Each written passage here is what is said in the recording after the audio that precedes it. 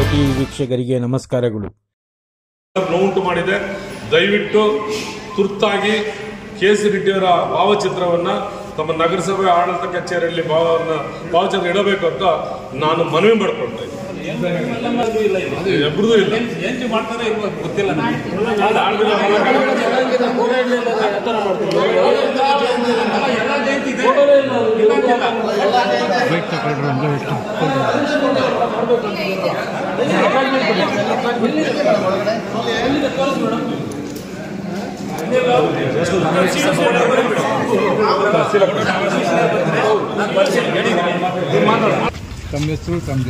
ನಾನು ಪ್ರಭಾಕರ್ ರೆಡ್ಡಿ ಅಂತ ಕರ್ನಾಟಕ ರಾಜ್ಯ ರೆಡ್ಡಿ ಜನ ಸಂಘದ ನಿರ್ದೇಶಕರು ಮತ್ತು ಸಂಘಟನಾ ಅಧ್ಯಕ್ಷರಾದಂಥ ಪ್ರಭಾಕರ್ ರೆಡ್ಡಿ ಅಂತ ನನ್ನ ಹೆಸರು. ಈ ದಿನ ನಮ್ಮ ಕೋಲಾರ ಎಲ್ಲ ಜಿಲ್ಲೆಯ ಎಲ್ಲ ತಾಲೂಕಿನ ಅಧ್ಯಕ್ಷರುಗಳು, ಪದಾಧಿಕಾರಿಗಳು, ಬನ್ನಿ ರಾಮಸಮಣ್ಣ, ಹಾಗೂ ನಮ್ಮ ಕರ್ನಾಟಕ ರಾಜ್ಯದ ಮತ್ತೊಬ್ಬರು ನಮ್ಮ ನಿರ್ದೇಶಕರು ಮತ್ತು ಸಂಘಟನಾ ಸಂಚಾಲಕರಾದಂಥ ರವೀಂದ್ರ ರೆಡ್ಡಿ ಅವರು, ಮತ್ತೊಬ್ಬ ಸಂಚಾಲಕರು ಮತ್ತು ಕರ್ನಾಟಕ ರಾಜ್ಯ ರೆಡ್ಡಿ ಜನಸಂಘದ ನಿರ್ದೇಶಕರಾದಂಥ ಶಾಂತರಾಜ್ ಅವರು, ನಮ್ಮ ಸುರೇಶ್ ಅಣ್ಣವರು, ನಾವೆಲ್ಲ ಪದಾಧಿಕಾರಿಗಳಿದ್ದೀವಿ. ಇದನ್ನು ನಾವು ಈಗಾಗಲೇ ನಮ್ಮ ಪ್ರೆಸ್ ಕ್ಲಬ್ನಲ್ಲಿ ನಮ್ಮ ರೆಡ್ಡಿ ಸಮುದಾಯದ ಜಾತಿ ಜನಗಣತಿ ಅಂಕಿಅಂಶದ ಬಗ್ಗೆ ಇಷ್ಟೊತ್ತು ವಿವರವಾಗಿ ತಿಳಿಸಿದ್ದೀವಿ. ಇವತ್ತು ಕರ್ನಾಟಕ ರಾಜ್ಯದಲ್ಲಿ ಮತ್ತು ಕೇಂದ್ರ ಸರ್ಕಾರದಲ್ಲಿ ನಮ್ಮ ಜಾತಿ ಜನಗಣತಿಯನ್ನು ಈಗ ಸೆಪ್ಟೆಂಬರ್ 23ರಿಂದ ಶುರು ಮಾಡ್ತಾ ಇದ್ದಾರೆ. ನಾವು ಎಲ್ಲೇ ಇರಲಿ ಕಟ್ಟ ಕಡೆ ನಮ್ಮ ಎಲ್ಲ ಸಮುದಾಯದ ರೆಡ್ಡಿ ಸಮುದಾಯದವರು 1105 ಕ್ರಮ ಸಂಖ್ಯೆ ಅದರಲ್ಲೇ ಎಲ್ಲರೂ ನಮ್ಮ ಜಾತಿ ಜನಗಣತಿಯಲ್ಲಿ ಅದನ್ನು ಬರೆಸಬೇಕು.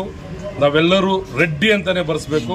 ಕರ್ನಾಟಕ ರಾಜ್ಯ ಎಲ್ಲೇ ಇರಲಿ, ಯಾವುದೇ ಪಂಗಡಗಳಿರಲಿ, ಏನೇ ಇದ್ರೂ ನಾವು ರೆಡ್ಡಿ REDDY ಅಂತ ರೆಡ್ಡಿ ಅಂತೇಳಿ 11/1105 ಕ್ರಮ ಸಂಖ್ಯೆದ ಅಡಿಯಲ್ಲಿ ಬರೀಬೇಕು ಅಂತ ನಾವು ಇಷ್ಟೊತ್ತು ಪ್ರೆಸ್ ಮೀಟ್ ಮಾಡಿದ್ವಿ.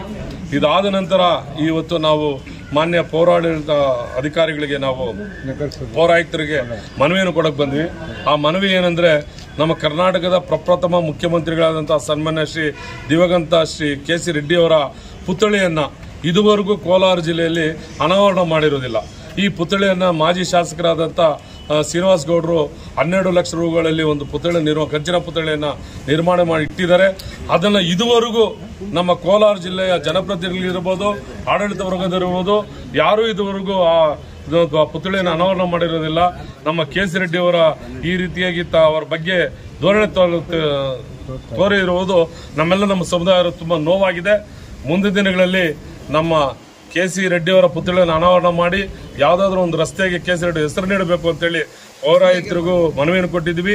ಈಗ ತಹಸೀಲ್ದಾರ್ ಅವರು ಕೊಡ್ತೀವಿ, ಮತ್ತೆ ನಮ್ಮ ಜಿಲ್ಲಾಧಿಕಾರಿಗಳು ಕೊಡ್ತೀವಿ. ಎಲ್ಲ ಚುನಾಯಿತ ಪ್ರತಿನಿಧಿಗಳು, ಶಾಸಕರು, ಮಂತ್ರಿಗಳು, MP ಗಳು ಎಲ್ಲರೂ ಕೊಡ್ತಾ ಇದ್ದೀವಿ. ಎಲ್ಲರೂ ಕೊಟ್ಟು ಇದನ್ನು ಈಡೇರಿಸ್ಕೊಡ್ಬೇಕಂತ ನಮ್ಮ ಪತ್ರಿಕಾ ಮಾಧ್ಯಮದ ಮುಖಾಂತರ ನಾನು ಕೇಳ್ಕೊಳ್ತಾ ಇದ್ದೀನಿ.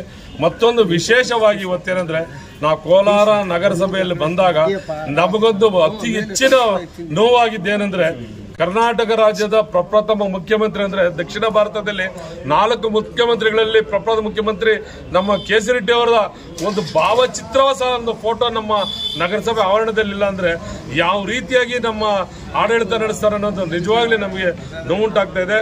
ದಯವಿಟ್ಟು ನಗರಸಭೆಯ ಆವರಣದಲ್ಲಿ ಪ್ರಪ್ರಥಮ ಮುಖ್ಯಮಂತ್ರಿಗಳ ಭಾವಚಿತ್ರವನ್ನು ಅನಾವರಣ ಮಾಡಬೇಕು ಅಂತ ಹೇಳಿ ತಮ್ಮ ಮುಖಾಂತರ ನಾನು ಇವತ್ತು ಆಗ್ರಹಿಸ್ತಾ ಇದ್ದೀನಿ. ನಾವು ಕರ್ನಾಟಕ ರಾಜ್ಯಾದ್ಯಂತ ನಮ್ಮ ಜನಸಂಖ್ಯೆಗೆ ಬಂದಾಗ 1105 ಕ್ರಮ ಸಂಖ್ಯೆಗೆ ಸೇರಿಸಬೇಕು ಅಂತ ರಾಜ್ಯ ವ್ಯಾಪ್ತಿಯೆಲ್ಲ ಮಾಡ್ತಾ ಇದ್ದೀವಿ. ಜನಸಂಖ್ಯೆದು ಕೆ.ಸಿ. ರೆಡ್ಡಿ ಅವರದು ನಾವು ವಿಶೇಷವಾಗಿ ಕೇಳೋದಂದ್ರೆ, ಅವರು ಜನ್ಮ ತಾಳಿದ ಜಿಲ್ಲೆ. ಈ ಜಿಲ್ಲೆಯಿಂದ ಹೋಗಿ ಕರ್ನಾಟಕ ಪ್ರಪ್ರಥಮ ಮುಖ್ಯಮಂತ್ರಿಗಳಾದ್ರು, ಕೇಂದ್ರದಲ್ಲಿ ಕೈಗಾರಿಕಾ ಸಚಿವರಾದ್ರು, ರಾಜ್ಯಪಾಲರಾದ್ರು, ಮಹಾರಾಷ್ಟ್ರದಲ್ಲಿ ಅತಿ ಹೆಚ್ಚಿನ ಕೊಡುಗೆ ಇದೆ ಕರ್ನಾಟಕಕ್ಕೆ. ಅವರು ಜ್ಞಾಪಕಾರ್ಥವಾಗಿ ಕೋಲಾರ ಜಿಲ್ಲೆಯಲ್ಲಿ ಅವ್ರ ಪುತ್ಥಳಿ ಅನಾವರಣ ಮಾಡಿ ಅಂತ ಕೇಳ್ಕೊಳ್ಳೋ ಪರಿಸ್ಥಿತಿ ಬಂದಿದೆ. ಸರ್, ಒಂದೇ ನಿಮಿಷ. ಪುತ್ಥಳಿನ ಈಗ ಅನಾವರಣ ಮಾಡಿಲ್ಲ ಅಂತ ಹೇಳ್ತೀರಾ, ಇದಕ್ಕಿನ ಪ್ರಥಮ ಬಾರಿ ಅರ್ಜಿ ಕೊಡ್ತಿರೋದು ಇಲ್ಲ ಇದಕ್ಕೆ ಹಲವಾರು ಬಾರಿ ಕೊಟ್ಟಿದ್ದೀವಿ. ಯಾರು ಇದಕ್ಕೆ ಕಿವಿ ಕೊಡೋದೇ ಇಲ್ಲ. ಮುಂದಿನ ದಿನಗಳಲ್ಲಿ ಉಗ್ರ ಹೋರಾಟ ಮಾಡೋ ಮಟ್ಟಕ್ಕೂ ಬಂದಿದ್ದೀವಿ. ಇನ್ನೊಂದೇನಂದ್ರೆ, ಜಿಲ್ಲಾಡಳಿತ ಗಮನಕ್ಕೆ ತಂದಿದ್ದೀವಿ. ಜನವರಿ 19ನೇ ತಾರೀಕು ವೇಮನ ಜಯಂತಿ ಆಯ್ತು. ಎಲ್ಲಾ MLAಗಳು ಬಂದಿದ್ರು, MLCಗಳು ಬಂದಿದ್ರು. ಅವತ್ತು ಅನೌನ್ಸ್ ಮಾಡಿದ್ರು. ನಾವೆಲ್ಲ ಪುತ್ಳಿಯನ್ನ ಅನಾವರಣ ಮಾಡಲೇಬೇಕು ಅಂತ ಅವರು ಆಶ್ವಾಸನೆ ಕೊಟ್ಟಿದ್ದಾರೆ. ಇವತ್ತು ನಾವು 4-5 ಬಾರಿ ಬಂದಾಗ ನಮ್ಮ ಕೈಗೂ ಸಿಕ್ಕಿಲ್ಲ. ಆ ಒಂದು ಇದರಲ್ಲಿ ಇವತ್ತೆಲ್ಲ ಒಂದು ತಂಡ ನಮ್ಮ ರೆಡ್ಡಿ ಕಮ್ಯುನಿಟಿ ಎಲ್ಲ ಒಂದಾಗಿ ಬಂದು ಆ ಜಾತಿ ಜನಗತೆ ಬಗ್ಗೆ ಅವೇರ್ನೆಸ್ ಕೊಡ್ಬೇಕಂತ ಬಂದು ಇವತ್ತು ಆ ಪುತ್ಳಿನೂ ಅನಾವರಣ ಮಾಡ್ಬೇಕು ಅಂತ ಎಲ್ಲರೂ ಭೇಟಿ ಆಗ್ತಾ ಇದ್ವಿ. ಆ ಒಂದು ಇದರಲ್ಲಿ ಮಾಡಿದ್ವಿ.